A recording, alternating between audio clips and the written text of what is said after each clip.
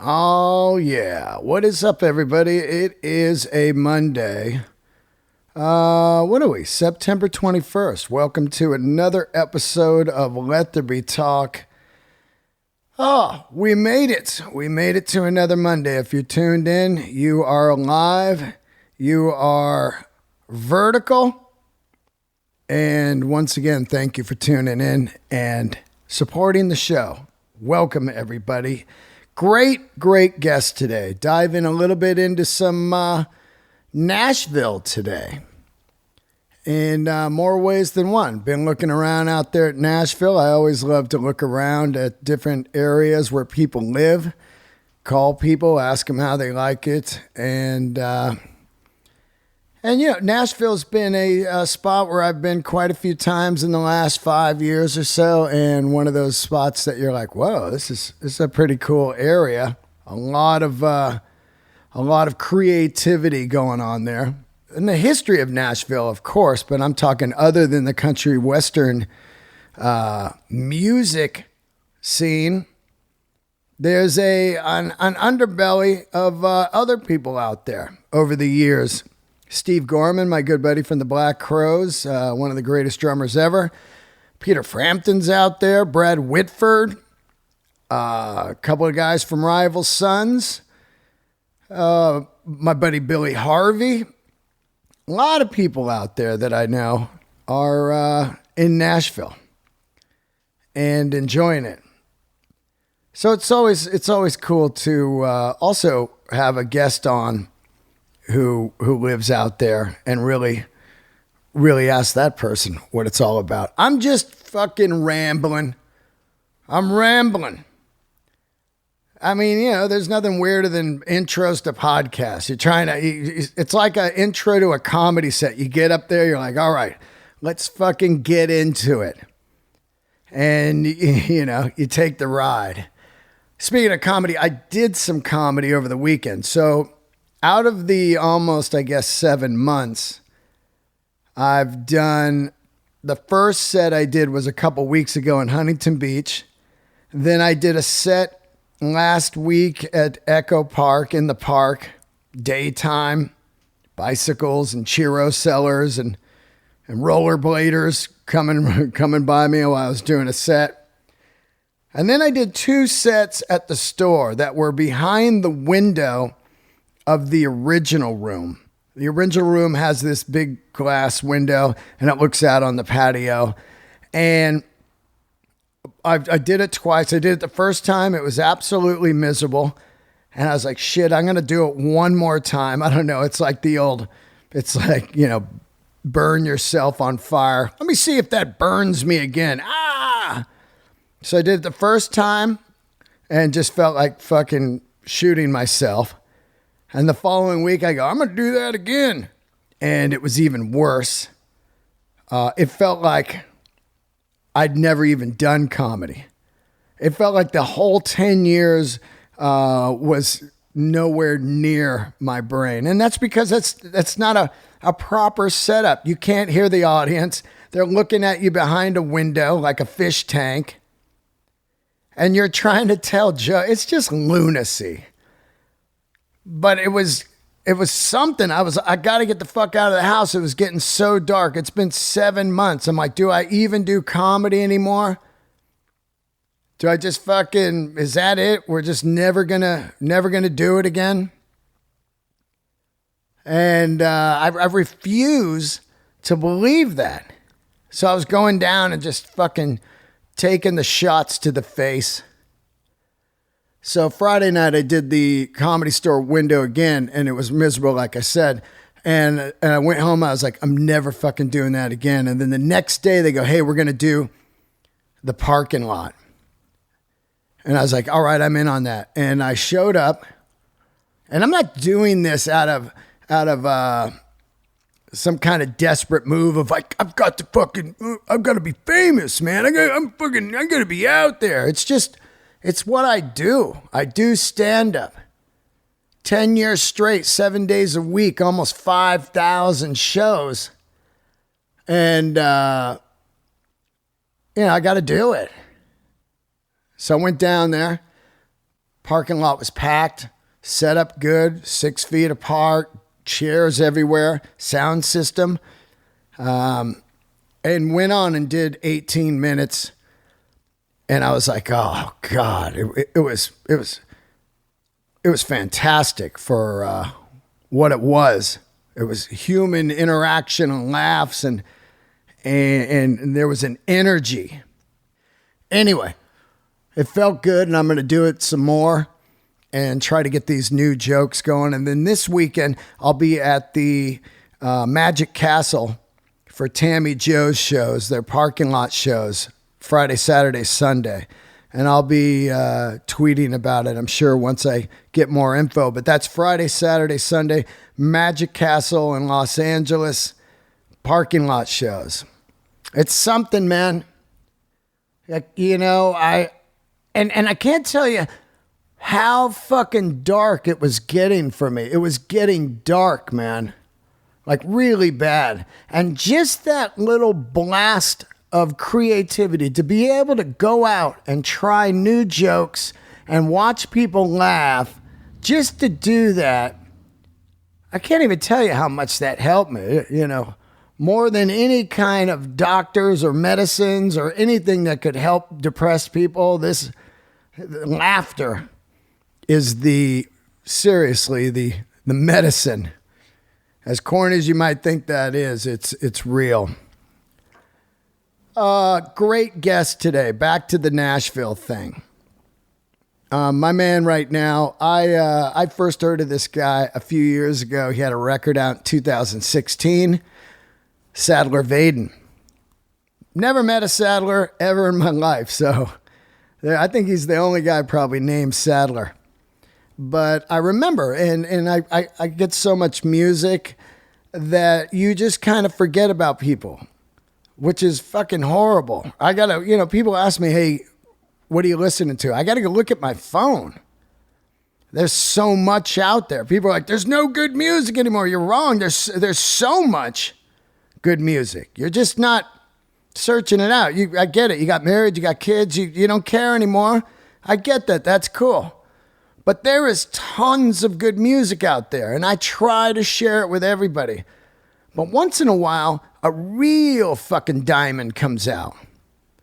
And Sadler released a new record in March that I didn't even know came out until Mark Maron last week tweeted, hey, fantastic record, Sadler.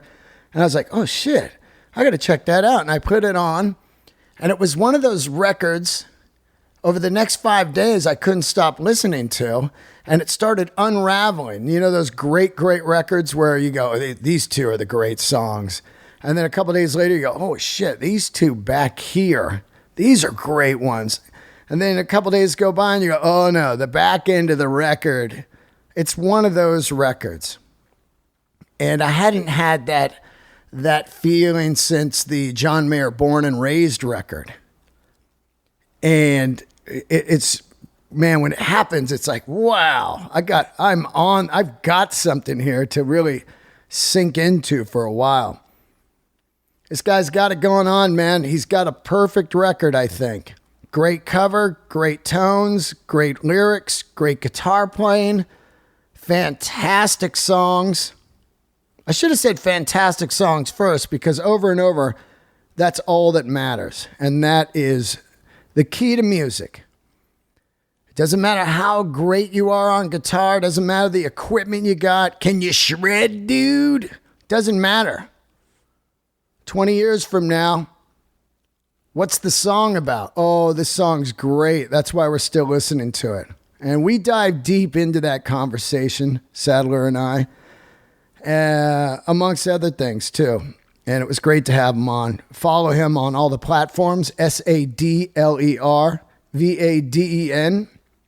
Get the record, buy it. I would say go see him live, but that's not going to happen anytime soon. Before we get into it, big shout out to the new Patreoners. I got a Patreon page, 91 bonus episodes, and every week I do a Zoom fest with all the Patreoners. You can join me for a couple hours sometimes. Sometimes it's an hour, sometimes it's 2, sometimes it's 3, depending on how I feel.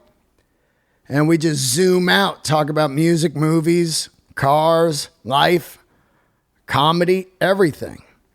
Joshua Fink, thank you, brother. Brand new Patreoner. David Broyce. Matthew Rogers. Awesome. Matthew Genser. RJ, Joshua Fink, and Mike Flanagan. Mike Flanagan, you guys know him. He was on the podcast, one of the greatest B3 players of all time. All brand new here on the patreon.com/Dean Del Rey. Okay. I hope you guys are feeling good. Don't forget to leave a review on iTunes. I've been asking everybody, trying to get to 2,000 reviews. Leave a review and subscribe to the podcast on iTunes or my YouTube channel, Dean Del Rey. Keep the candles lit. I love you all. Here he is, Sadler Vaden. I just moved this past Saturday, and where are you? Well, I live in the Nashville area, but we moved it's like 12 miles south of Nashville. It's a town called Franklin. Oh yeah, I know. And where we were living was I don't know. They pulled a dead body out of the house like behind us and the other week. Whoa. And really? It was just where were you? East Nashville or something? No, we weren't in East Nashville. We were like South Nashville, which we lived the entire time we've been in town here. And so my wife's 35 weeks pregnant. Oh wow. So congrats, brother. Thank you. So we're about to do that. And anyway, it just was like, man, Dadler mode kicked in. And I was like, protection. We got to get in a better area than this shit. We got to get out of here. So anyways, it's funny to open up the conversation with that because because it was one of my questions of how do you like living in Nashville, because during the COVID, it's kind of leveled the playing field. Every city's the same now. And, I live in LA, and it's a lot of people are fleeing out of here. Mostly because when everything's closed, you realize, wait, I'm paying $1 zillion and I can live in another city that has the same closed shops and closed restaurants and everything, but, pay cheaper rent or mortgage, cheaper insurance, cheaper gas, registration, no state tax, all that stuff. So I don't know where you're from originally, but how do you like Nashville? Well, I'm originally from I was born in Charlotte, North Carolina, and then I grew up on the coast of South Carolina, like in North Myrtle Beach area. Yep. And, my parents were just like hippie people. So we just, they just like, we like the beach. We're going to move there. And so just rented, we grew up in like just duplex townhome things. They just rented, just to kind of set the scene for you. That's great. And then they decided that there wasn't a lot of future there for their kids. So we moved to the Charleston area.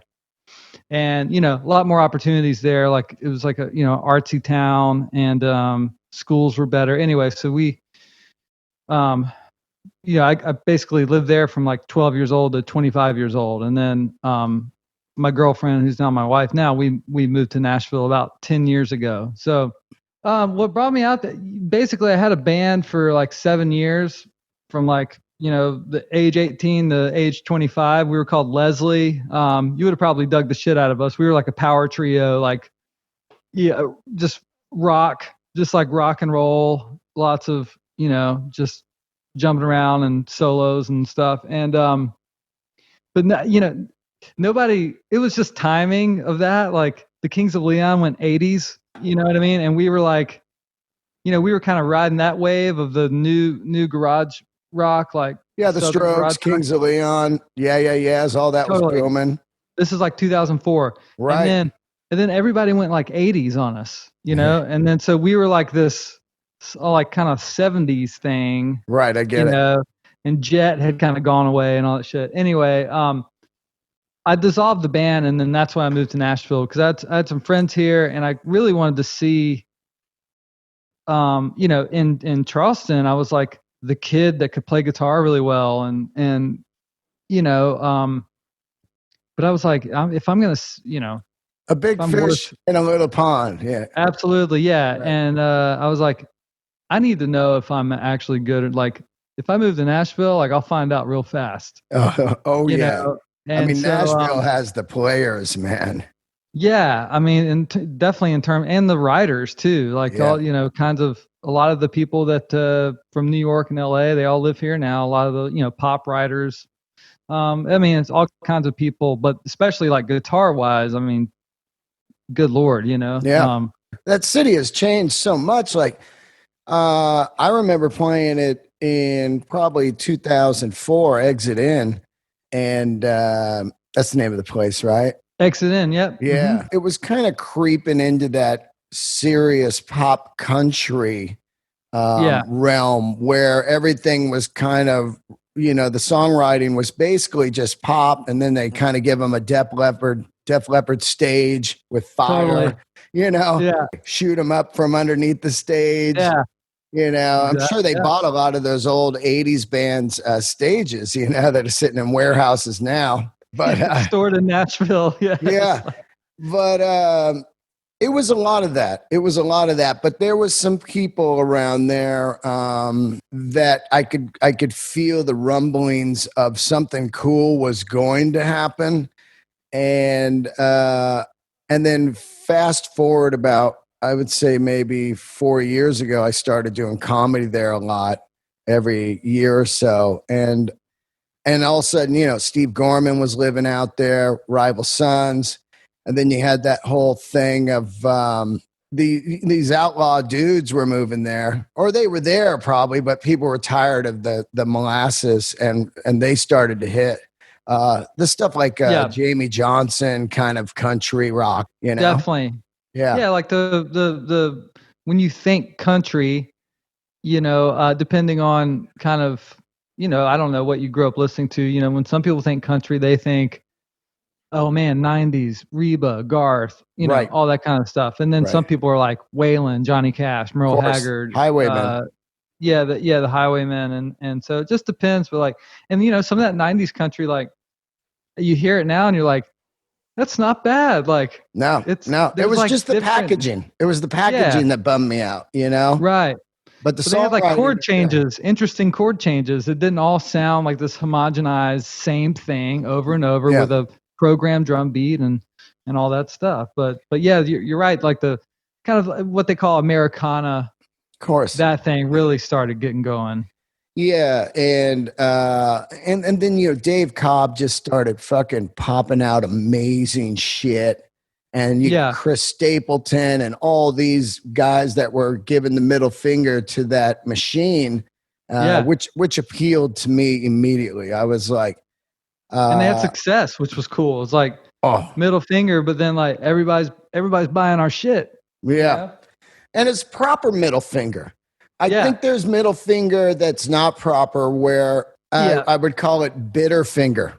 Finger. It's a lot like a Butterfinger, but it's the sad guy that didn't make it and he hates everybody. Yes. I don't like to be around those type of people that shit on everybody's success. No accountability for their own, actions that probably led them to that, 100. Or just timing, and you just can't fucking control everything. Yeah, and you can't be that bitter finger. I think I should make the bumper sticker. Totally. Don't eat a bitter finger. You know? Totally. But there was definitely there's just this vibe there. I did the Ryman about a year ago or so, maybe two, with Burr for the Nashville Comedy Festival. And it really opened my eyes of like, wow, this is a great city. And I always say any city that has hipsters is going to have a great fucking neighborhood. That's all you need to do. Live 2 blocks off that. You can live in any state. People shit on hipsters, but they like good stuff. Coffee, records, barbershops, good food, juice shops.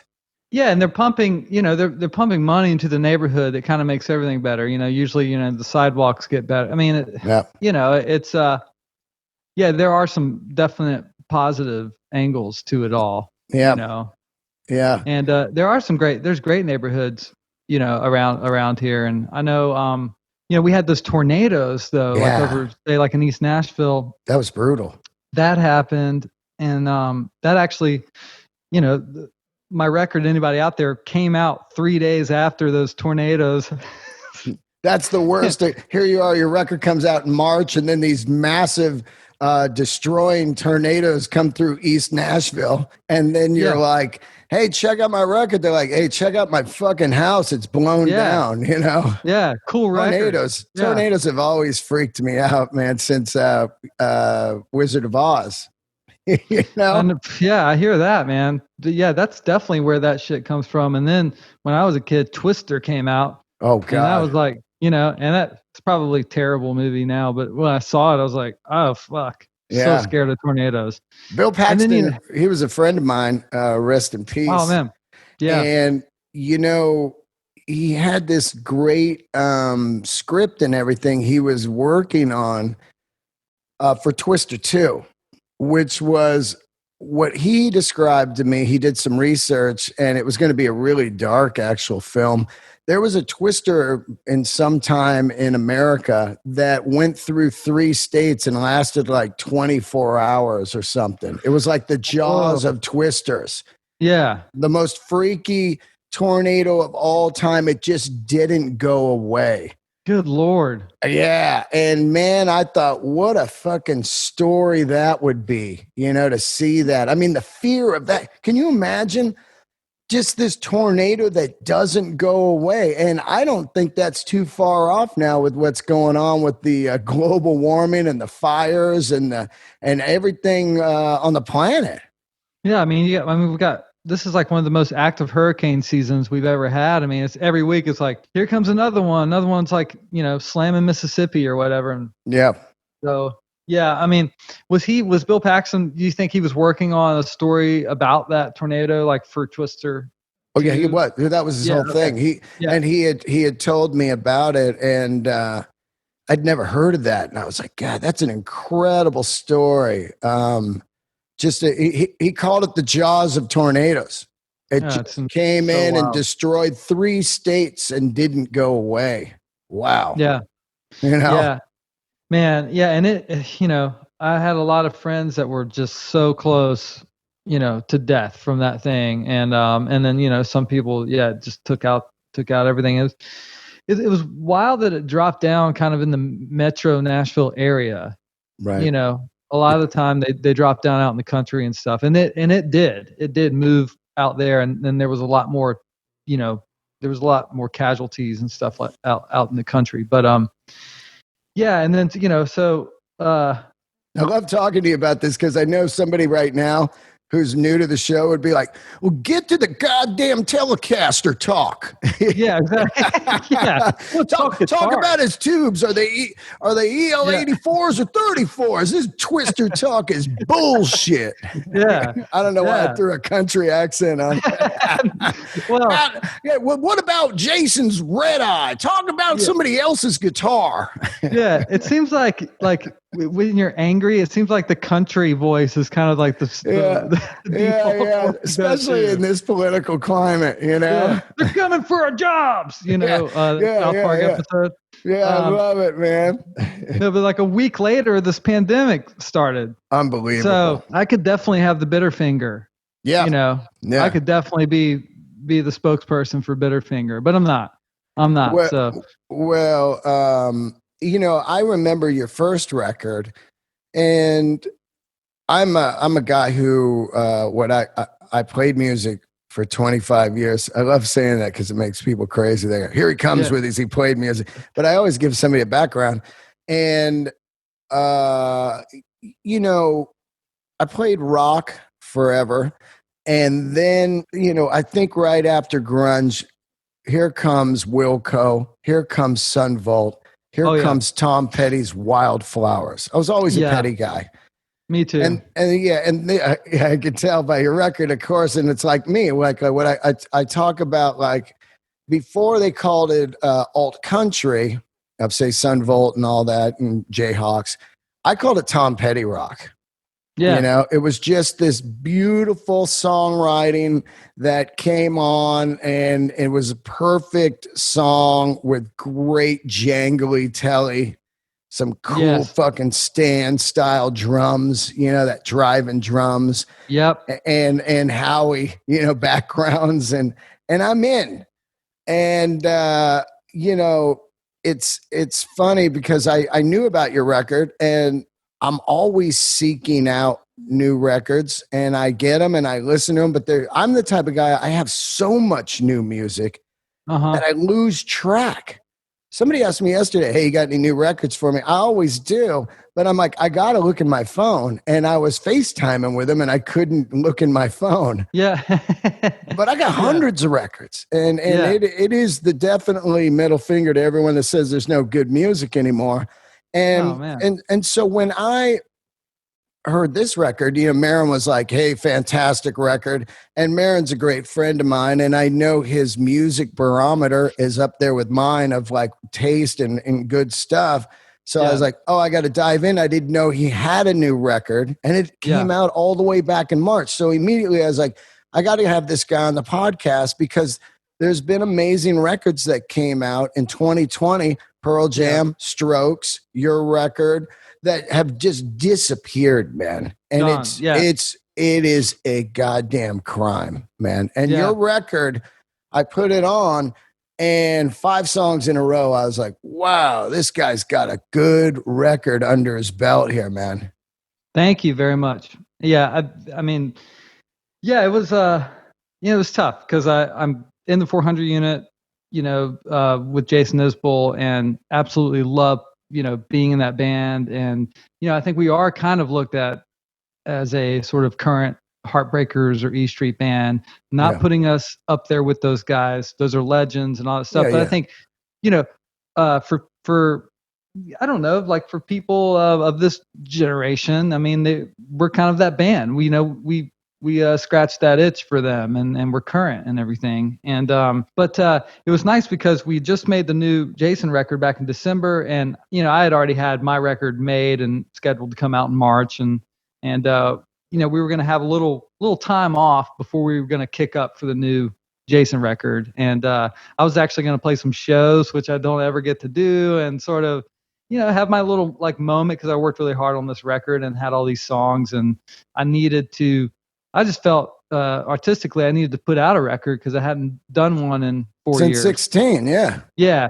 And I put out some singles and stuff, which is always fun. I'm always creating, and I don't ever want that to stop. And I just like keeping people engaged, who follow me and stuff. So I would lie and say I wasn't bummed when the record came out and all this shit happened, because I mean, it really dropped, and it was like no one was paying attention to any of that. Everybody was like, I can't get any fucking toilet paper. Yeah. Are we dying? Do I need beans? Yeah. Or what? Where's the list of the sanitary wipes, Yeah. Yeah. Are we, is this The Walking Dead about to happen here? Yeah. Like, do I need a gun? Right. So, yeah. You know what I mean? All these thoughts that people were probably feeling. So nobody was like going to the record store.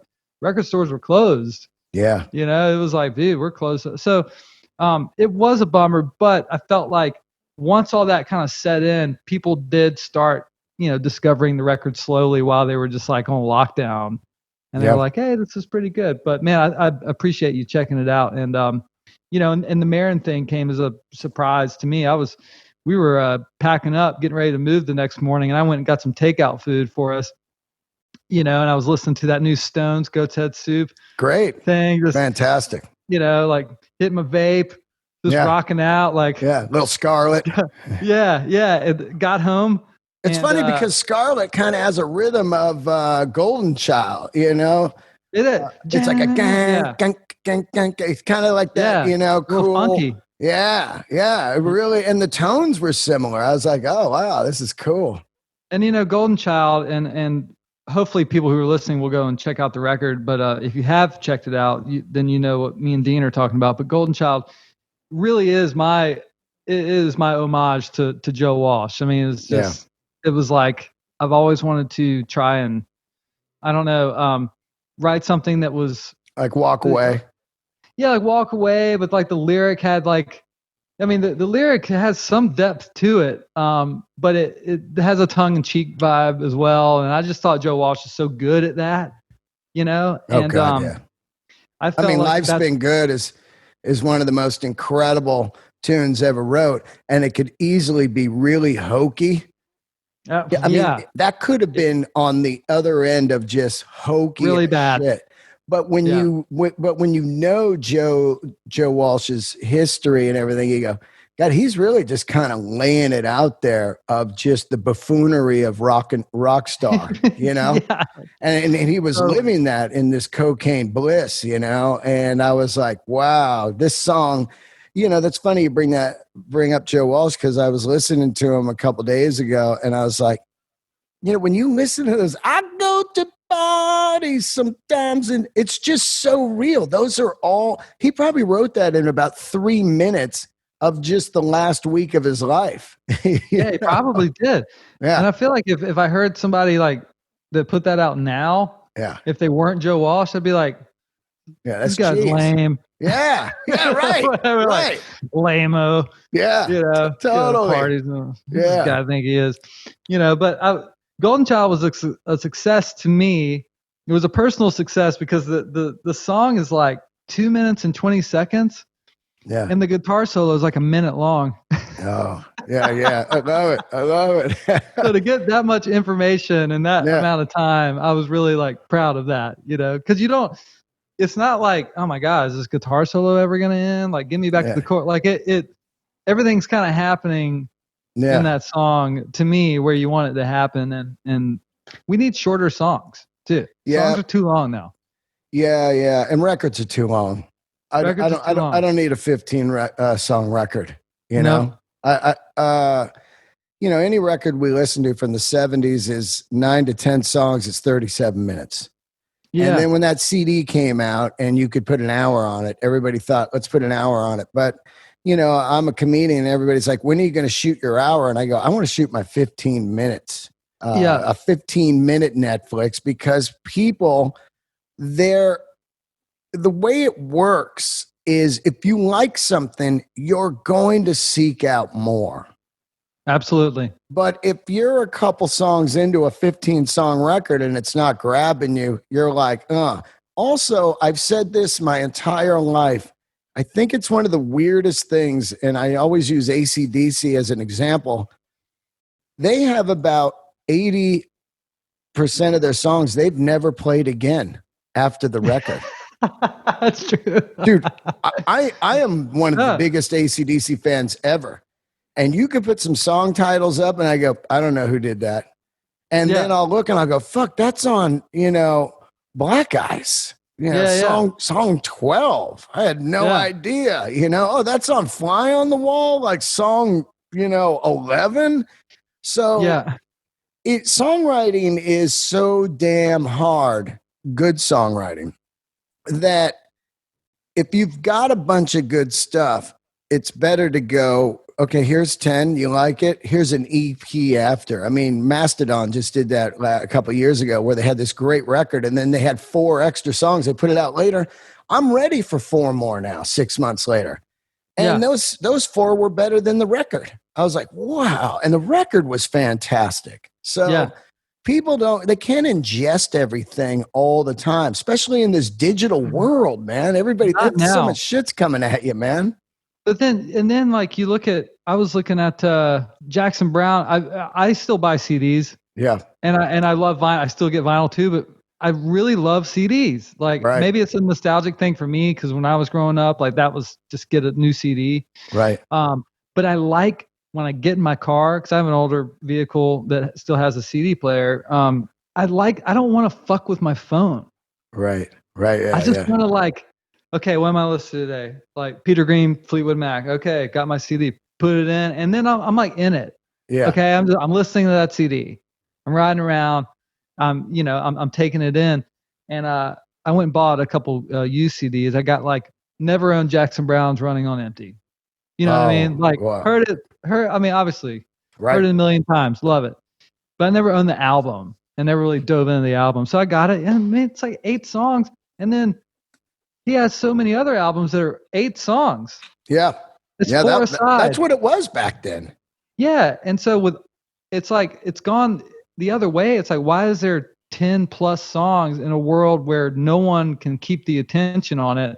Yeah. Versus back then, which we all know they did that because of the vinyl, the length for each side of vinyl. But like back then, that you didn't have all these things flying at you, and it was less. Yeah, I know, right? Well, just think, Tom Petty's Wildflowers is 15 songs. Yeah. And it was going to be 30 songs. Ugh. And 15, that is a rare record where all 15 crush. But nobody's got a Tom Petty fucking, and Tom Petty, the records before that didn't have as many good songs as Wildflowers did. So once in a while, like an Appetite for Destruction comes around and you're oh shit, this thing's killer all the way through. But if you've got filler songs and you're doing a 10-song record, okay, you got some filler in there. But if you've got filler songs on a 15, just get rid of them and don't confuse anybody and have this you might be destroying your masterpiece without even knowing by putting extra shit on. Exactly. Yeah. And I mean, I think I'm down with I'm probably going to start just making 8 or 9 song records, and still just make it $10. Yeah. Yeah. $10, but still like, it's 8, 9 songs. Like, I think you can get them out fast. 10 plus songs is just too much unless you've got, you're doing like a Tommy by the Who kind of thing where it's like, you've got these small movements, these, minute 15, little stories to tie in the bigger story or something like that. But, that doesn't really add up to like 3 minute and 30-second songs. But, so you're smoking a little vape. And you hear the goat's head and you see the Mark Maron tweet or what? Oh yeah, that's where we started. I'm good at that. I can bring it back. Yeah, yes. You know why? If I don't, I'll get the comments. This fucking guy, man, he interrupts. He interrupts everyone, man. Oh yeah. Everybody, and then I have to remind them, hey, this podcast is free, right? Yeah, right. Just turn it off. You don't like it? You didn't pay. You did not fucking pay. I mean, people complain on free shit. Oh, God, yeah. When they bring the bread over for free, you're at like Olive Garden, and the guy's like, hey, this bread's a little fucking cold. Hey, that bread was free, right? You fucking dick. Oh boy, people are a mess. But yeah, see, I interrupted you again, so go ahead. No, it was a good. That was worth the interruption. Yeah. That was great. I got home and sat the food on the counter and went and did something. Pulled my phone out of pocket, like just got on Twitter like we all do. We don't even fucking know why we're pushing the buttons. We're just we're addicted. We just pull the phone out and just what am I even fucking doing here? And then, but I opened up Twitter and, it was just like ping pong, ping, ping, just going nuts, like casino land. I was like, what did I forget that I said on here? Which I do all the time. Yeah. Yeah.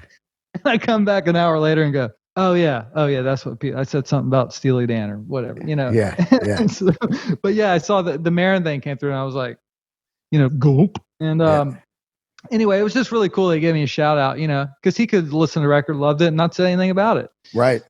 So that was really, sweet of him. And that was, it was just kind of a shock, because a lot of people like I'll see in 2 weeks, what a thing like that does. How much does that move the needle for an artist? Yeah. I mean, I was 3 years into comedy and was trying to get on his podcast for 3 years, like a fucking, lunatic. And then it got a story in the New York Times. Like, I'm never going to get on, and then I got on, and the day it came out, 1,000, I'm not even kidding, over 1,000 emails and DMs and posts and stuff. And it was a game changer.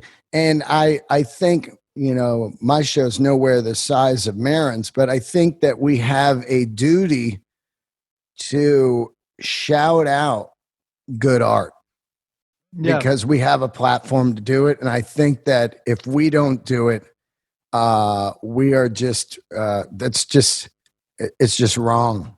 And so for Marin to do that, he understands how brutal the music business and the art business is. And he also understands how hard it is to write a great song.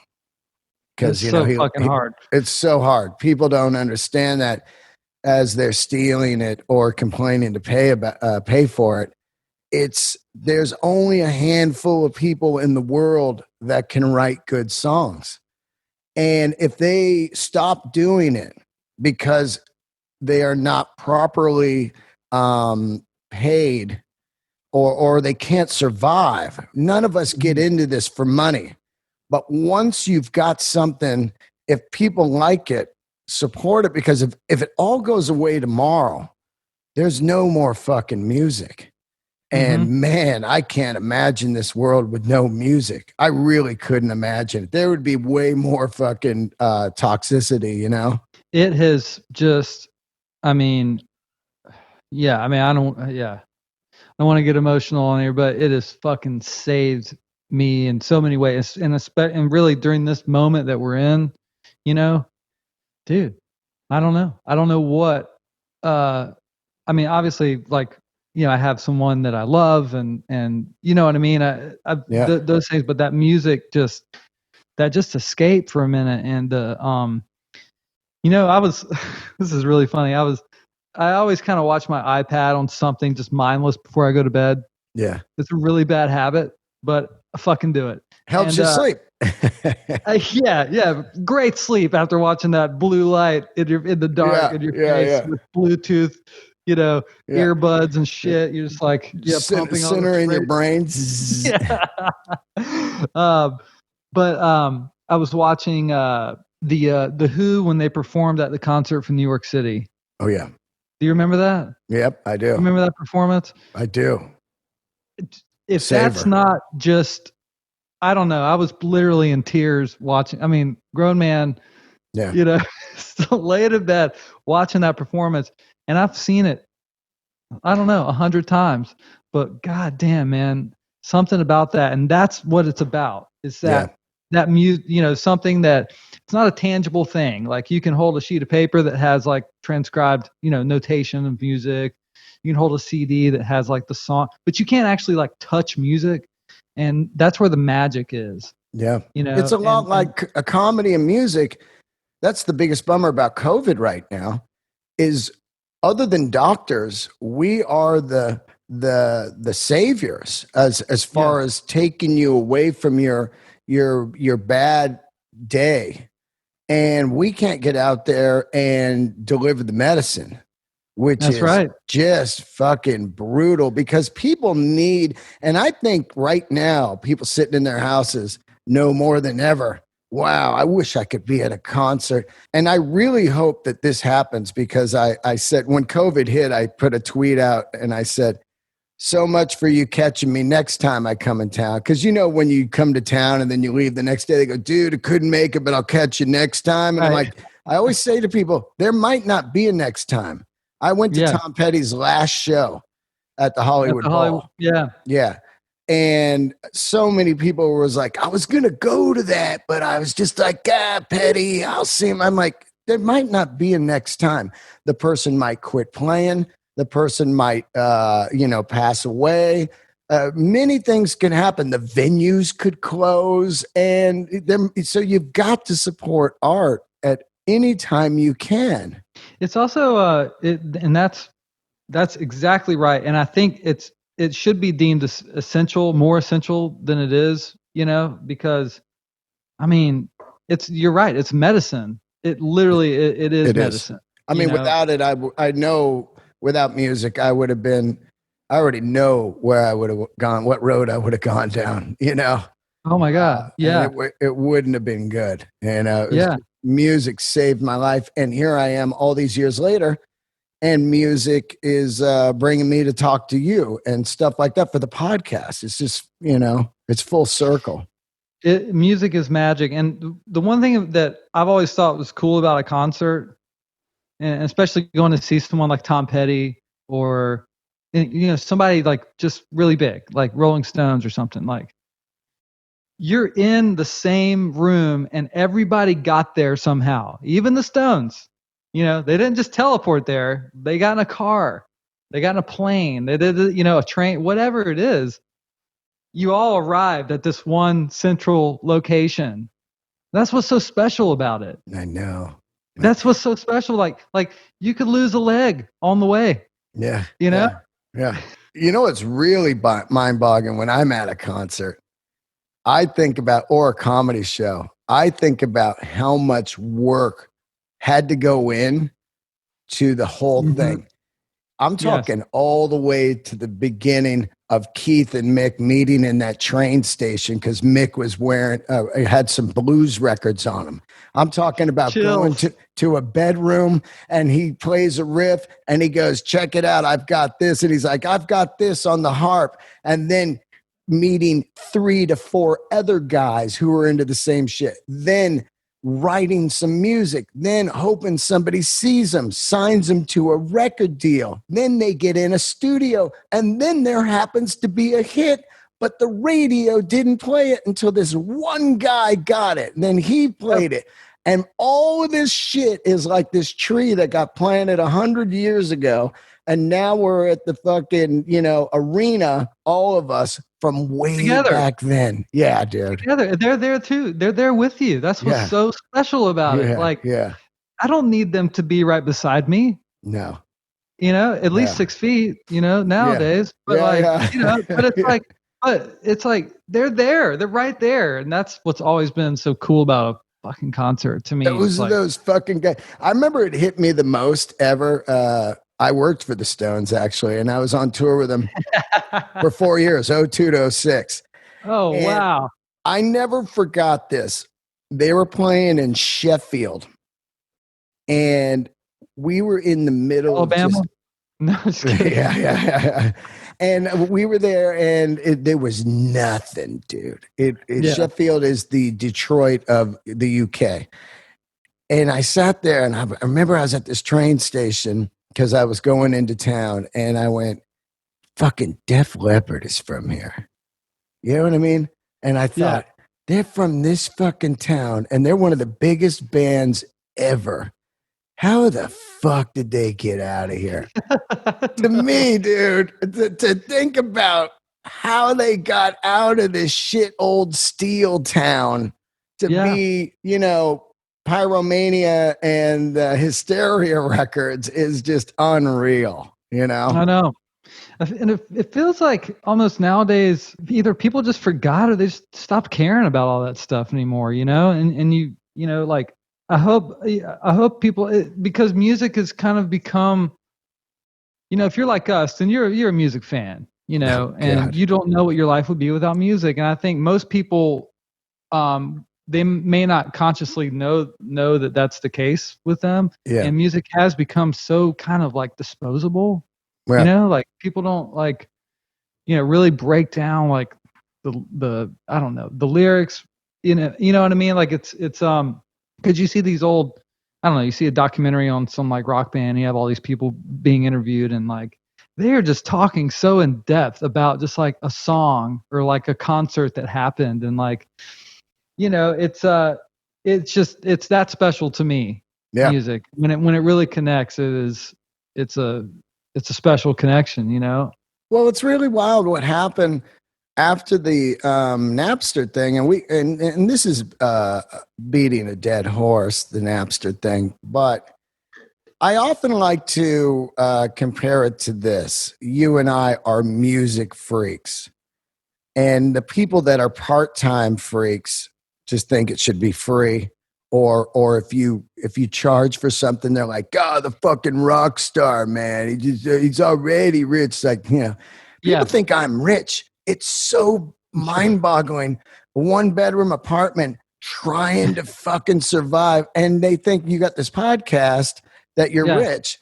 And I often compare it to this, and I usually like to do it to dudes that are big car freaks.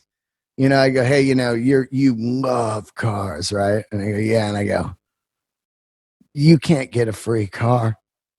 You know what I'm I saying? know. You can't Yeah. just go down to the dealer and go, I'm taking this car. You would go to jail. You know what I mean? So Yeah. I compare it to the same thing. The girl with the Louis Vuitton bag.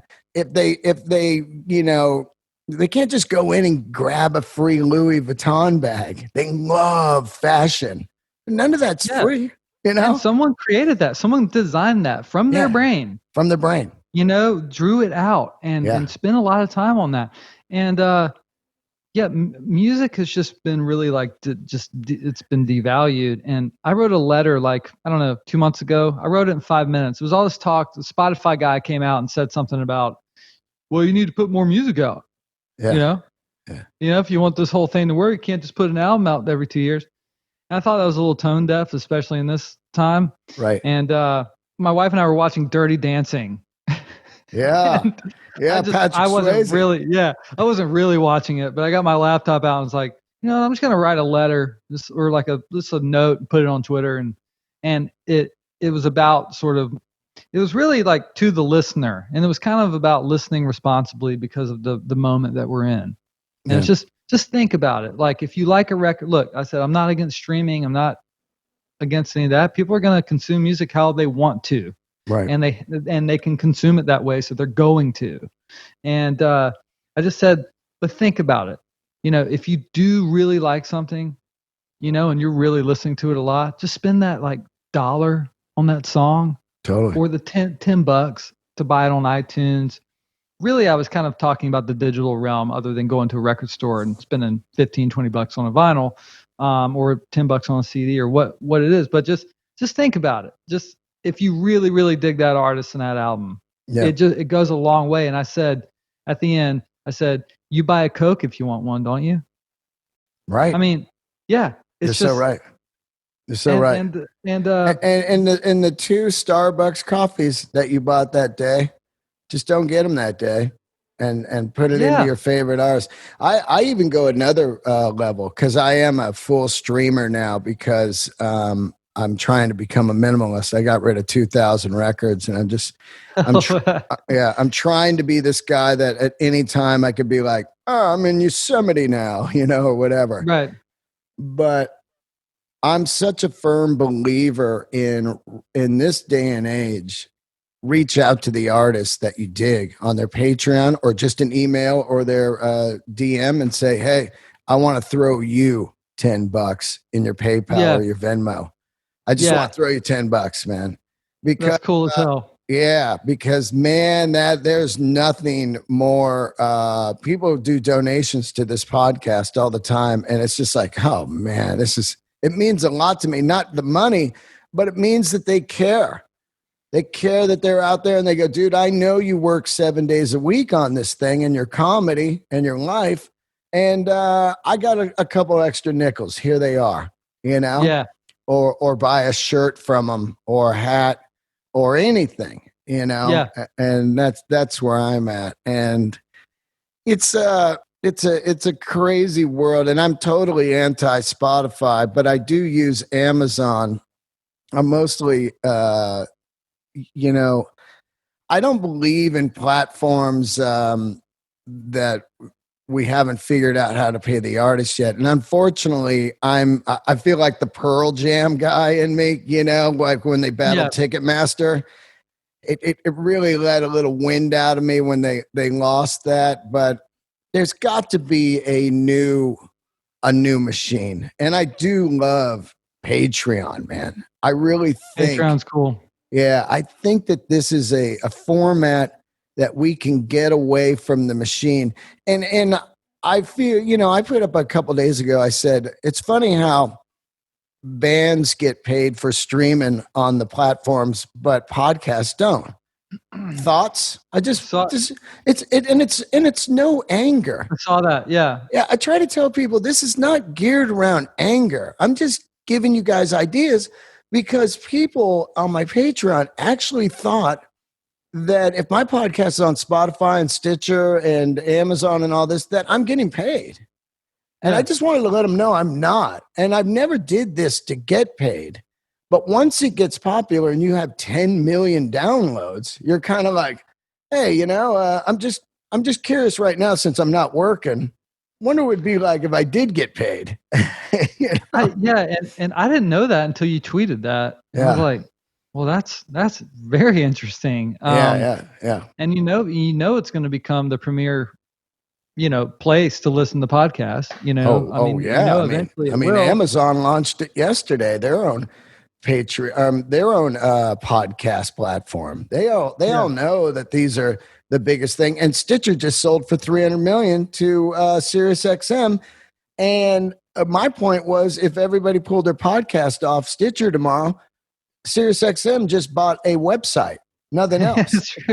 They just spent $300 million on the words Stitcher.com. Yeah, and I keep reminding people I am not bitter or anything at all. I love to be. This has been able to get the platform out there, but if I could just make it a Patreon only and website only, I would definitely be there. Well, and it's like I watched that Motown documentary on Showtime. Have you seen that? No. Totally worth watching. It's maybe like a year old, and it's Berry Gordy and Smokey, man. They tell the entire story of Motown. Just, you know, get that 30-day trial or what. That's what I did. I was like, I'll get this 30-day trial. I'm watching this Motown documentary, and then y'all can fuck off. Yeah. When my calendar reminds me to cancel it. Fuck you, Showtime. Yeah. Get a new code later. Yeah. Set the reminder in the calendar. Cancel Showtime. Yeah. But anyway, they, you know, one thing that stuck with me was like, if you don't like the machine, make your own. Yeah. Now that's easier said than done for all us artists to make our own version of Spotify. But you know, the website Bandcamp is really smoking. Really, like, it's smoking right now, and they're doing the right thing, and they're saying, hey, first Friday every month we're waiving our revenues, and everybody kind of is hip to Bandcamp Friday. That's when you should buy all your artist stuff. I mean, you know, they're millions of dollars now on Bandcamp Friday going in the artists, and they're kind of launching their own Patreon kind of thing, subscribership, where it's all in one place for bands and artists. That's rad. People don't have to, you know, they don't have to go over here for this, and you know, they can kind of just go to the Bandcamp thing, and you're paying per month or annually, and like I think I'm about to start one, and I'll have, like, you know, a little private hang lesson or whatever, like guitar hangs. Yeah. And you get like my entire catalog, and then you get the stuff before it comes out, or demos or whatever it is, you know, riff breakdowns. Cool. You know, rundowns. What label are you on? Well, I work with they're basically a label. They're called 30 Tigers. Mm-hmm. And 30 Tigers is who Jason works with, and you know, a ton of other artists, and they're like a record label without all the bad stuff. So they basically, you know, they gave me a small advance. Basically, you own your music. Wow. Right. So you kind of start your own label. The 30 Tigers does all the other stuff for you. That's great. And if they give you an advance, then they make their money back first, just like any other, you know. But it is so artist friendly, and David Macias, the guy that runs it, I think he's like the best record guy in the business. That's fantastic. He just does not act like, he just cares about his artists, and you know, and 30 Tigers does well because of their format.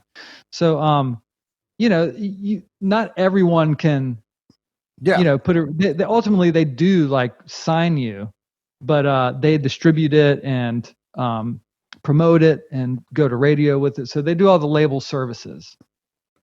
Who produced this record? That's one thing I have a problem with streaming. I think a couple of the streaming platforms have. I think Tidal had it. I was on Tidal for a while. For a year, they gave it to me free, where you could press the record and it would turn around and have old school notes and everything. But I love Tidal. I know, right? Tidal and Amazon, man, the giant HD format. Yeah, man. I pumped Amazon big time.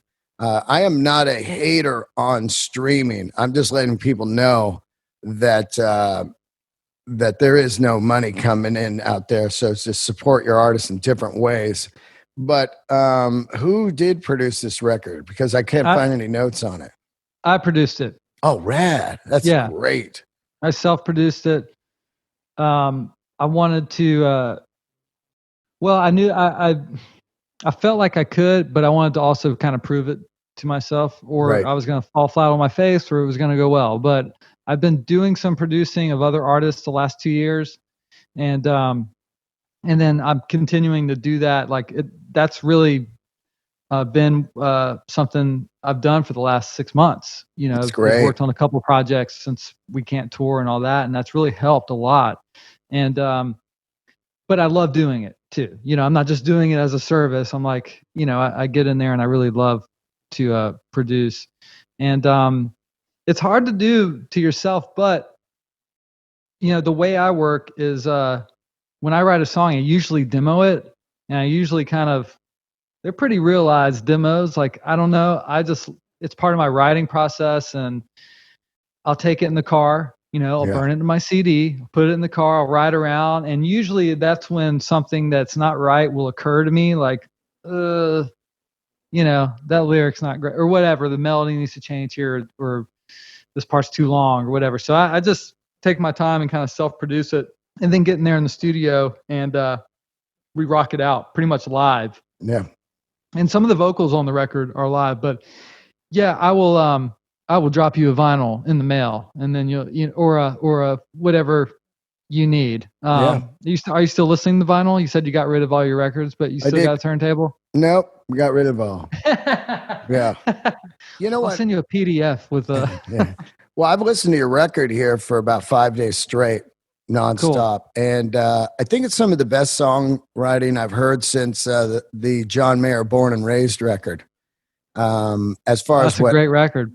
I think that's one of the greatest records ever made in the last 20 years as far as songwriting.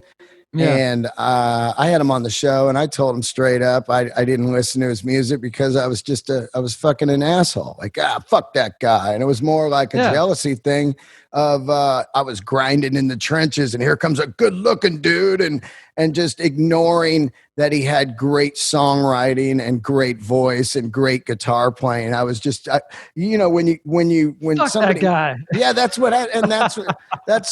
the, and as you get older, you learn like, oh, I'm a fucking idiot. I'm just jealous, or I didn't make it. I'm not as good as that guy. Man, you had the bitter finger. You had too much bitter finger, dude. I had a lot of bitter finger. Yeah. And then I quit. The king size. Yeah. I had the jumbo one. Yeah. But when I heard Born and Raised, I was like, oh my God, this is like the record. And in your record, really, it scratches a scratch, like we said, of like, oh fuck, it's just great songwriting, and it's great rock and roll, you know? And it also has some incredible lyrics. I love this song, Don't Worry. Oh my God. It's such a perfect kind of ballad, you know?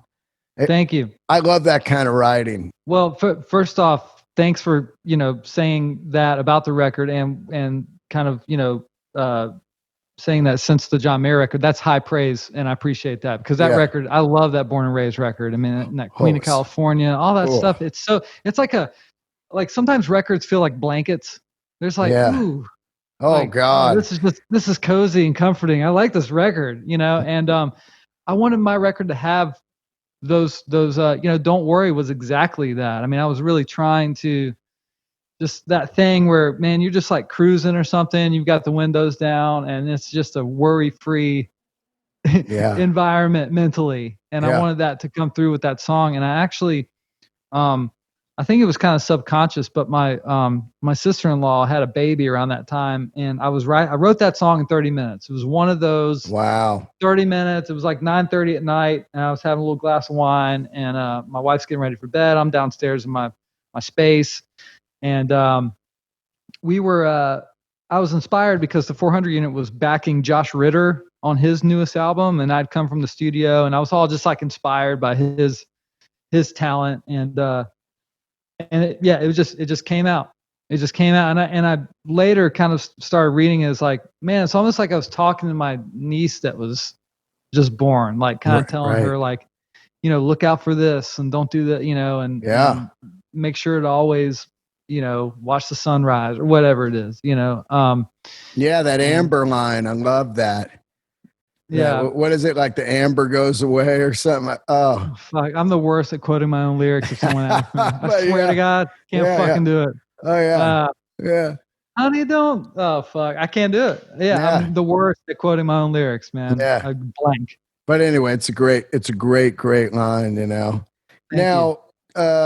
Who played on this? Was it the 400 unit or who's on this? That Amber Sky don't last too long, I think. Great line. Amber Sky don't last long. Great line. So the I had a few of the 400 unit members. I had Derry de Borja, who's the keyboardist in the 400 unit, played on a few tracks, and then I had Jimbo Hart, who's the bassist of the 400 unit. He played on pretty much everything. And then I had my friend Fred Eltringham, who is the drummer. Fred. Holy shit. Dude, Fred played in the Wallflowers, and he did.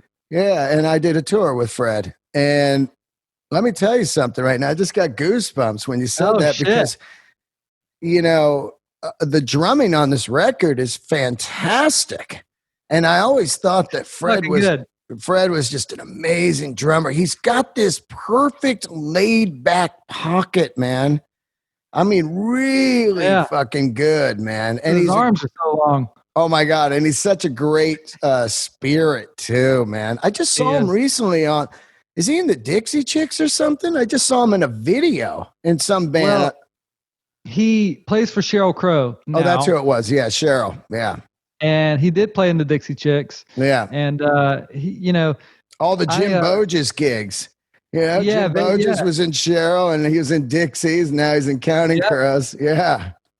And I saw him play with Ben Queller on Austin City Limits. First time I ever laid eyes on him. And I was like, that's what's so freaky to me now, that I'm friends with the guy, but I get to play music and we get to like create awesome stuff together. Yeah. And I just remember being like, just some kid watching Austin City Limits and being like, oh, dude, that drummer's so good. Oh, yeah, he is. You know, watching Ben Queller, and then like, you know, life is cool, man. It can be really Steve cool. Gorman's out there, and that guy's one of the greatest drummers.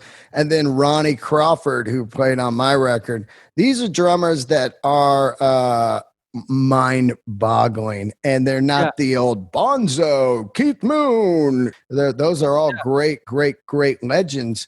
But there's those drummers that can just play, and you always think they're going to miss it, and they don't. They're just like, and you're like, wow, that's a drummer, man. He's like, we had him on one song, you know, usually we'll get a take or something, and we'll come in, we'll listen to it, and I'll go, hey, can you just go back out there and, you know, we'll just run the click or whatever. Can you just do some fills? Yeah. And it's like the funnest thing ever. Like, cause he's not even playing on a track. He's just playing to a click, just going, do. And every fill will just be like, oh, okay. Well, there you go. Yeah. Like, just as an option, like if I wanted something a little more like animal or whatever, or I want more bombastic, I can just place it in there.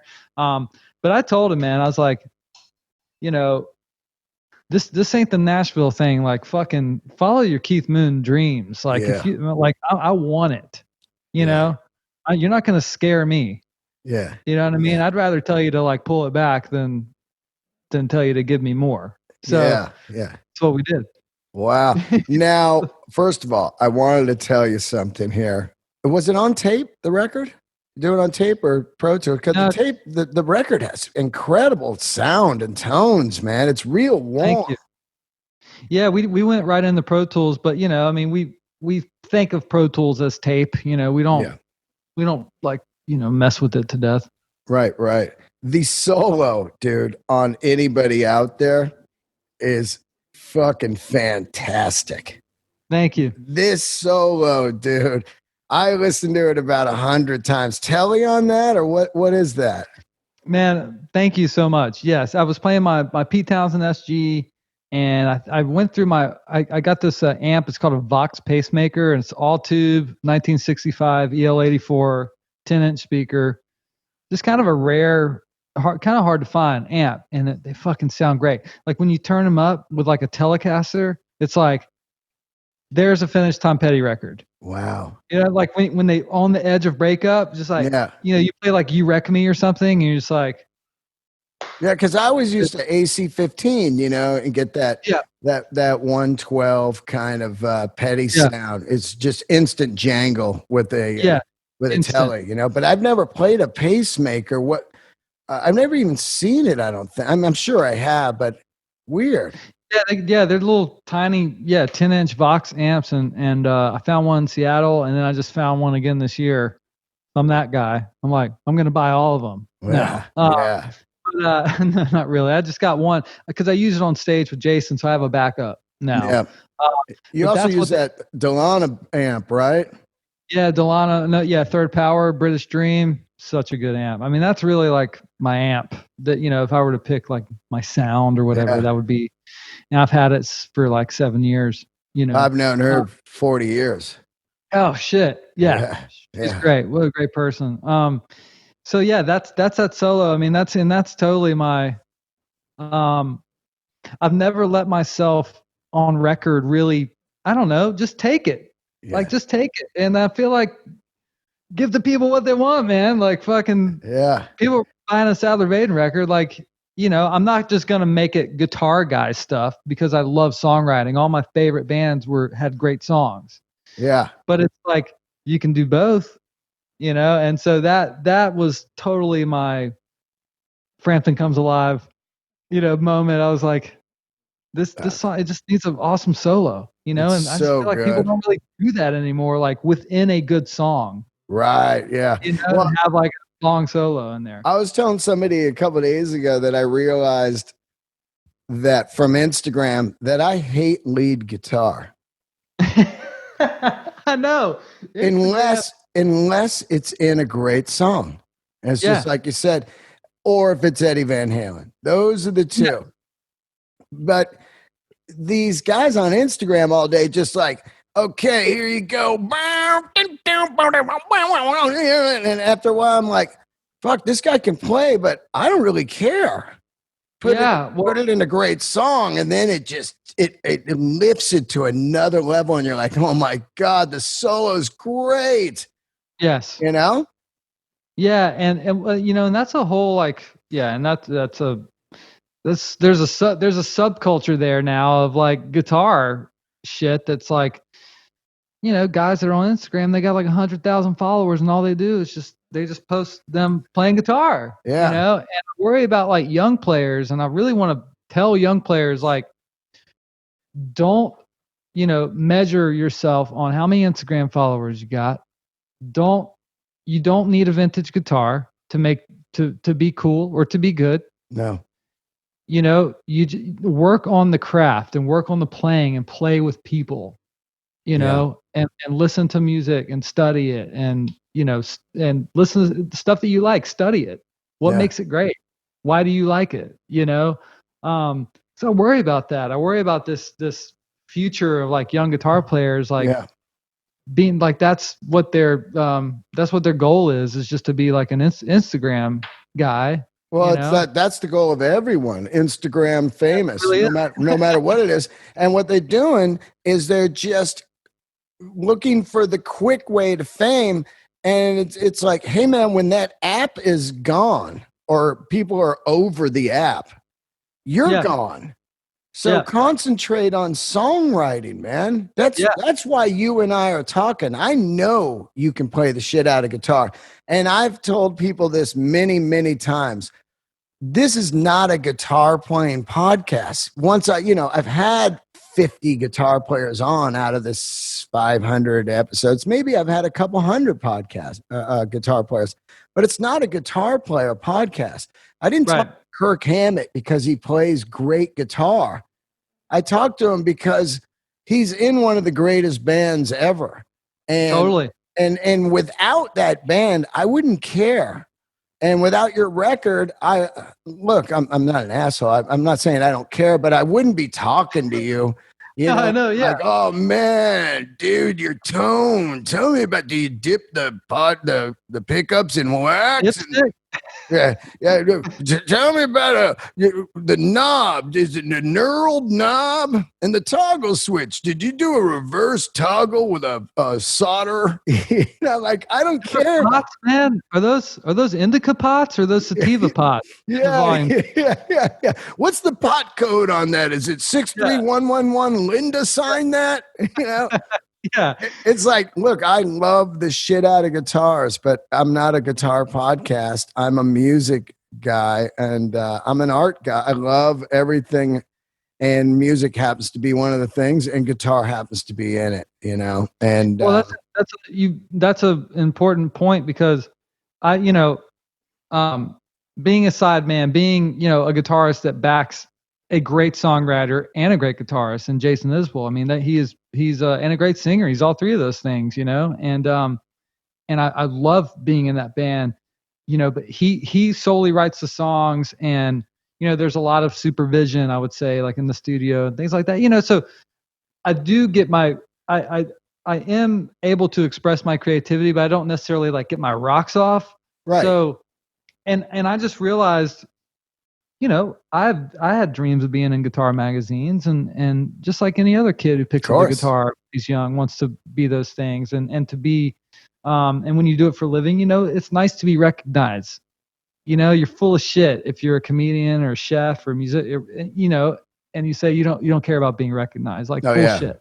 But I realized, I don't know, man. I just was like, I'm never, like, no one's gonna see this band and go, I'm going to put that guy in the guitar magazine, or I want to talk to that guy. You know what I mean? So I'd always written songs and always worked hard at my own like creative outlets. And so once I started putting music out and putting things out, like that's when I started to get recognized as a guitar player. Yeah. Once I started writing songs and making records and stuff like that, and putting it out there. And so that's been nice, because not only do I get the recognition as a guitarist, but I get the recognition as an artist too. Yeah. It just took me putting records out for Guitar World to do an article on me or whatever, but I realized all my favorite guitar players were like great songwriters. Pete Townsend, Jimmy Page, Mike Campbell.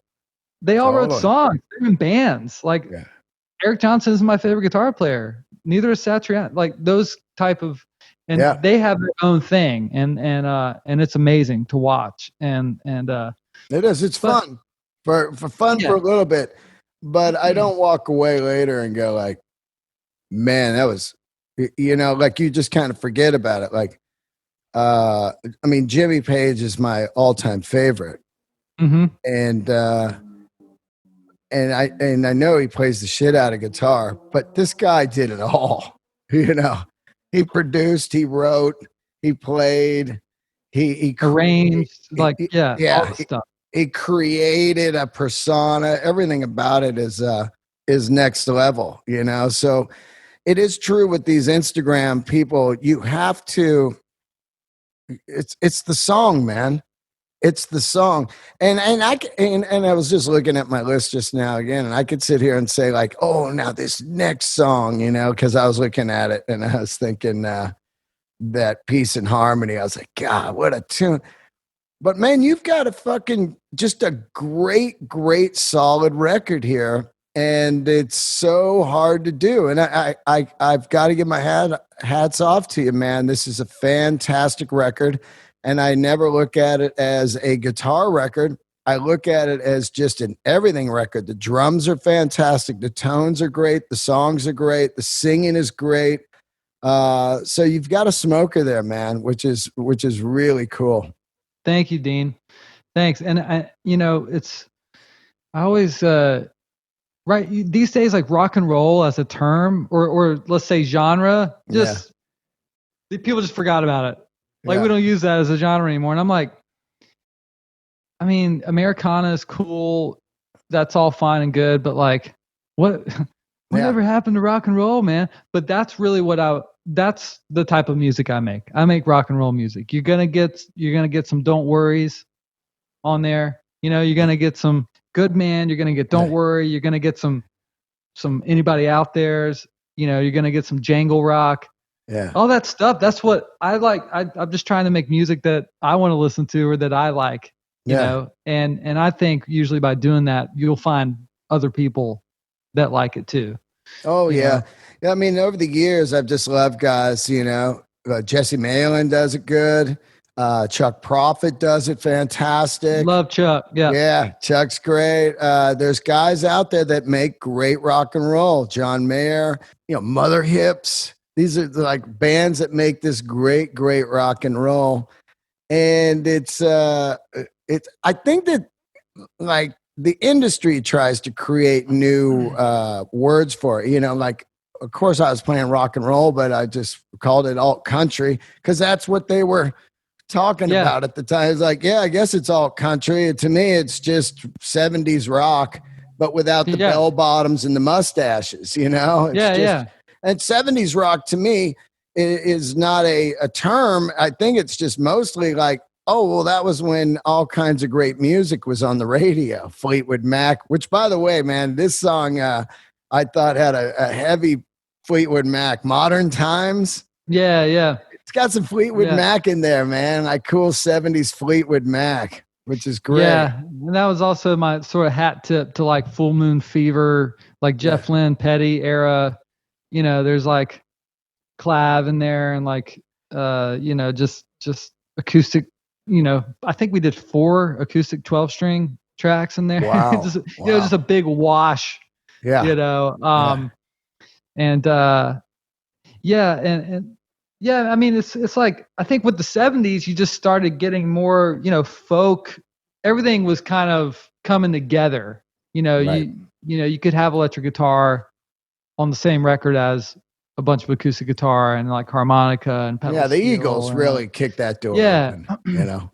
For sure. And then like, you know, Neil Young, man, I mean, he'd make a Neil Young, you know, Comes a Time and turn right around and make a Crazy Horse record with some of the heaviest shit you've ever heard on it. Yeah. Then he'll do Trans and you're like, whoa. It's like, you know, but no one was like, they just called that rock and roll. He fell under the rock and roll genre. Nobody was like, that's country.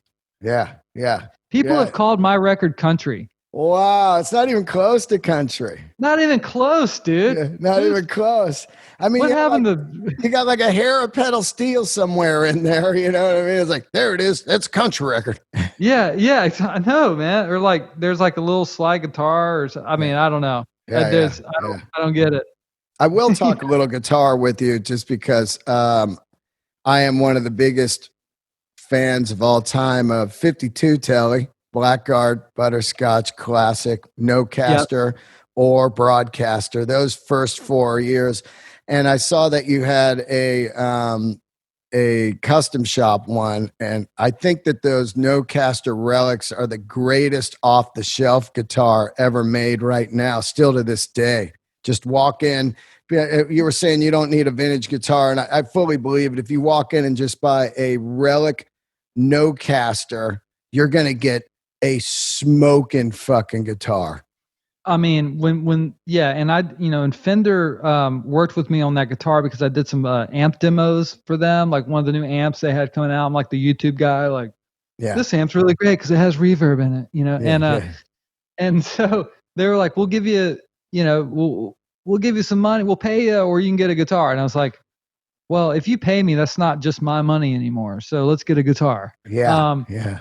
And so I built that guitar like through the custom shop. And when it showed up and I opened up the case, fuck. You're right. It's an unbelievable guitar. I mean, it just plays so well. It sounds great. Looks great. Those people over there at the custom shop really know what they're doing. Oh my God. And Fender is having the biggest year ever, 2020, because of COVID, which makes me so happy to hear that. Yeah. But you know, those No Casters, just right off the fucking shelf, you can just do a little setup, maybe fret dressing, and mess with the bridge a little bit, put those Danny Gatton saddles on or whatever, and you are going to have a guitar that will become your vintage guitar 20 years from now. That'll look like a 52 Telly, and it's the same machine, if not better. Of course, it doesn't, I'm not saying it's better than a 52, but they're probably made better right now than some of those back then. You get some guys that were working there are like, I don't give a fuck about this, Yeah, and then you got Wanda that knew what the fuck she was doing, Yeah. So I love that. Now, the acoustic tones are fantastic on this record. Is it a new, what are you playing? Martin, Gibson J45s or what? Because this thing sounds great, or is it vintage? So let's say like the 12-string acoustic stuff, which is a newer Martin, and I think it's a 28, and then we're 18. I can't fucking remember. Right. And then the one of the acoustics that I did a lot of tracking with was an old Recording King.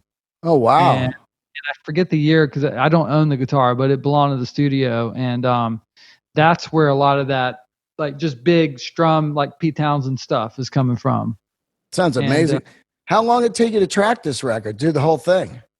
So we tracked it, and probably it was split up a little bit because of my touring schedule. So I just would sneak days in here and there, but probably like, I don't know, maybe 6 days total. Wow. Great. Yeah, we did 8 songs in 2 days, bass, drums, guitar, and some of the vocals were live. Like the vocal on the title track was cut, like one guitar, vocal, bass, and drums to the title track. Anybody out there is live. Wow. Killer. Really fucking cool because it's just got the energy. Yep. And then we just did some overdubs, and I was on the road, and I never had a string section or anything play, and I got my friend Mike Rennie, who plays bass for Miranda Lambert, but he's like in the symphony orchestra, and he backed the Who when they were in town. Wow. I was like, hey Mike, I'm on the road, but I want to add strings, because I did like a version of strings at my house over Curtain Call, and I said, I want to add strings. I was hoping that maybe you would arrange the strings. He's like, I've never arranged anything for anybody before, but I mean, I know how. And I said, well, I want you to do it. Yeah. So he did it, and they went and tracked the strings at the studio, and I was in Detroit or something. But yeah, I was just really proud of that too, because I've always wanted to use like real strings. Yeah, that's cool, man. Like wildflowers. Yeah, exactly. Yeah, I was like, Curtain Call, that's obviously your ode to Petty with the lyric in there. But man, what a tune. Hey, do you got an acoustic? Can you play one for us? Yeah, I got an acoustic. Let me grab it. Rad. Dealer's choice, man. Deaner's choice. There you go. All right, I'll play Curtain Call. Here you go. Cool.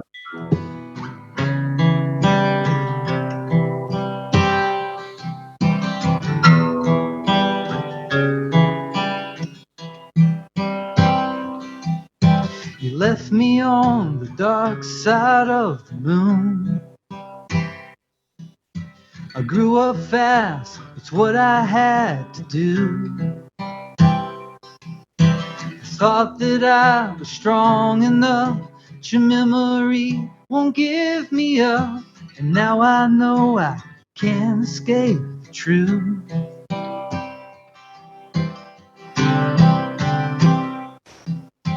And I don't wanna be left behind.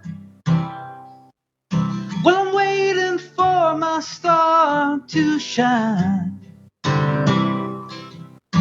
And I can still hear you sing, I won't back down. But it's my curtain call now. Oh, it's my curtain call now.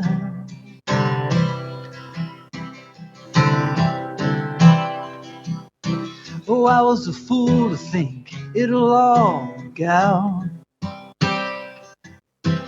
In my life, I've known the ups and downs.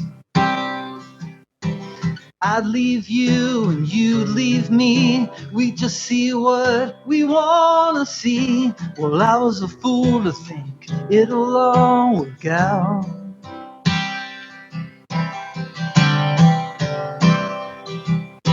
But I don't wanna be left behind while I'm waiting for my star to shine. And I can still hear you sing, I won't back down. But it's my curtain call now. Oh, it's my curtain call now.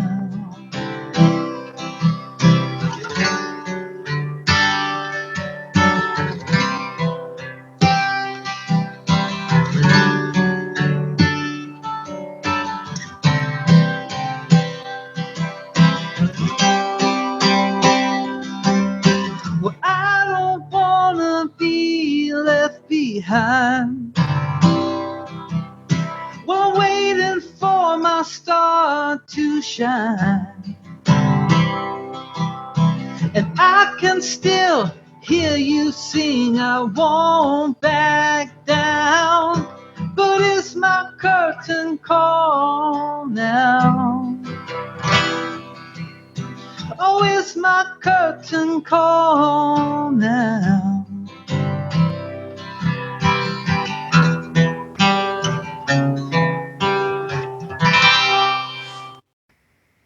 Yeah, man. Fantastic, dude. Very Thanks, good, man. man. What a great, great song. I can't thank you enough for doing the show. And thank you for having me. And I really appreciate you, checking the record out and taking a liking to it and inviting me on. It's meant a lot to me. I really appreciate it. Fantastic record. And I hope to meet you. I'm going to come out to Nashville and look around a little bit. And I'll come on over, man. Yeah. I'll hit Come get some chicken with me. Yeah. Yeah, fuck yeah. Spicy chicken. What's that place across from Zany's, that spicy chicken joint? By Hattie B's or Bolton's? That's it. Yeah. Holy shit, I love that place. Yeah. My wife and I just went to Zany's for the fucking first time in December and watched Trey Crowder and the Well Read comedy guys. And we were just like, why haven't we been, because I love comedy. I mean, I love comedy. Like I love like listening to comedians. Like, and we didn't fucking talk about comedy at all. What the fuck? We can. Who are your favorites? Well, I mean, got Nate out there, Pargazzi. He's great. Yeah, he's great. I mean, I just love listening to like comedians talk about like their process and stuff. And I feel like it's very similar to like songwriting, and you're working up material for a thing for an hour, like, so it's very similar. And I also think we're similar. I always say like comedians, musicians, and chefs. Yeah. You learn and you create, and then comes, the show and the presentation, and we play a song, we need a reaction. You have a joke, you need the reaction. Yeah. It's our drummer. The laughs are our drummer. You make a meal, you send it out of the table, you want to see people, oh, they love it. They love it. Yeah. You know what I mean? Yeah. I think, and I've always said that those are three like occupations that are just very similar. Like we thrive on sort of getting some feedback immediately. Yeah. Yeah. You know what's weird about music and comedy is music, you write the songs, you record it and go tour it. With comedy, you write the jokes, you go tour it, and then you record it. And you record it. Wow. I haven't thought about that. Yeah, because you do it at the end, like I'm done with this material. I'm going to record it and put it out. And because you don't want the material out because it's magic. You hear it once and then you laugh, you hear it again. You're like, oh yeah, that's kind of funny. But it's got to be like magic. So it's the reverse process, but it is the same thing of just writing. Lyrics and jokes are so similar, It's like a band that like writes a record and then tours it first, and then they go in and record it. They like test it Yeah. like, road tested. But I gotta admit, like, I just like the Carlin thing just got opened up to me in my world. Oh, wow. And what a time for all that to like, and obviously I knew George Carlin. I have Class Clown on vinyl because my dad, and like, but man, I just never really like, and he's had so many specials and just, there's so much material, but I'm just like, He's a genius. yeah, I'm seriously, and just really above a comedian in terms of like he was a philosopher. Yeah. And a lot of things he said was to get a rise out of you and to get that reaction, but like, Of course. I've just been so, just digging into so much of his material. And, I love when Howard Stern will have comedians on and talk to them, and they can really open up about their like process and stuff. And I love it, man. I love it more than music. And I said I took the long way to become a comedian, 25 years playing music. No one, I don't recommend that to anybody. How do you become a comedian? Well, first you got to play music for 25 years and then you become a comedian. No one would last 2 weeks. Huh? Do you like vans? Yeah. I realized a few years ago, you never leave the van. No. You just never, it doesn't matter, man. Doesn't matter what level you're at some point, you're getting in a fucking van. Yeah. You get a festival, hotel, like it's airport. Airport. I tweeted one time, I was like, being in a band is being in a van. Yeah. Yeah. And it doesn't matter if you're the Stone. It doesn't matter. You're going to get in a fucking van. Paul McCartney still has to get into a van at some point.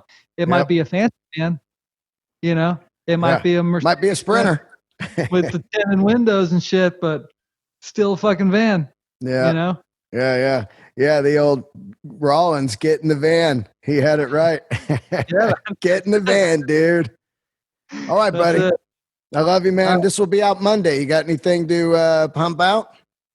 I've got a new single called Best Days that came out last week, and it's a really like hopeful song. I wrote it back in June amidst kind of when the protesting, which is still going on in Portland and elsewhere, but like, when there was a lot of that going on and the George Floyd thing, and I was just having like one of the worst days I'd had in a long time, and the song fell out, and it's but I think people should try and listen to it because it's a really optimistic, hopeful song, and I think there's a lot of folks that need that. Yeah, right now, need something to kind of look forward to. So absolutely, that's what I'm plugging. My new song, Best Days. It's on all the streaming stuff. Go check it out. And then give me your Instagram. Yeah, my Instagram is at Sadler Vaden. My Twitter's at Sadler Vaden. My Bandcamp is sadlervaden.bandcamp.com, and you can just go to sadlervaden.com too. It's all Sadler Vaden. That's a crazy name, man. Sadler Vaden. What is Sadler? What's the thing? The hippie parents were just like, dude. Sadler. he looked sad when he came out. Hey, Sadler. No. I've never met a Sadler ever. Yeah, well, it's a more common last name, but it was my grandmother's maiden name. Her name was Mabel Sadler on my dad's side. All right. And so that's where it came from. I love you, brother. Thanks for doing the show. Thanks, Steve. Rock on, man. Yeah, absolutely. Tell Jason I said hey. And I will. I will. He follows me. I try to get him on the show, but he must get a million DMs or something. He's like, I ain't answering no DMs. I love it, dude. And keep the candles lit, and I'll shoot you over this link on Monday. Okay, sounds good. Thanks buddy. A lot, Dean. You got it, man. Thank you.